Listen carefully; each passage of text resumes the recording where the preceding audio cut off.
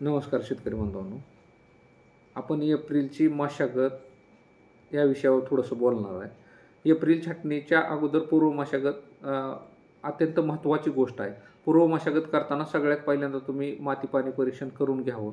त्याच्यानुसार आपल्याला रासायनिक खतं टाकता येतील. आणि दुसरी गोष्ट, एप्रिलला मशागत का खोल करावी, तर एप्रिलमध्ये ऑक्टोबरमध्ये आपण खोल मशागत करू शकत नाही. त्याचं कारण म्हणजे एप्रिलपासून ऑक्टोबरच्या पिरियडमध्ये जे झाडांना स्टोरेज केलेलं असते, ती स्टोरेज मुळं जर तोडली आपण तर ती स्टोरेज वाया जाईल आणि खोडामध्ये आणि मुळामध्ये स्टोअर झालेलं अन्न वाया जाईल. त्याच्यामुळं एप्रिलला मशागत करणं गरजेचं आहे.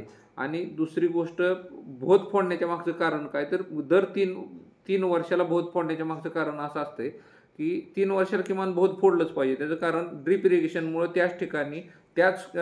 एकाच ठिकाणी पाणी पडलं जातं आणि त्याच ठिकाणी रासायनिक खतं, लिक्विड फर्टिगेशन गेल्यामुळं तिथली माती खराब होती. रासायनिक खतात सेंद्रिय कर्बाचं प्रमाण त्या मातीतलं कमी होतं आणि रासायनिक खताला रिझल्ट येण्याचं प्रमाणही कमी होत जातं.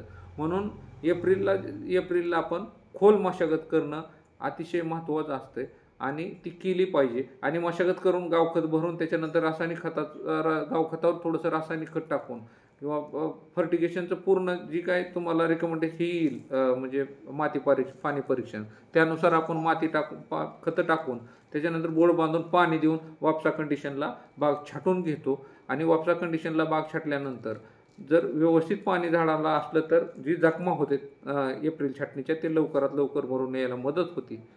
एवढंच बोलू आणि आपण थांबूया.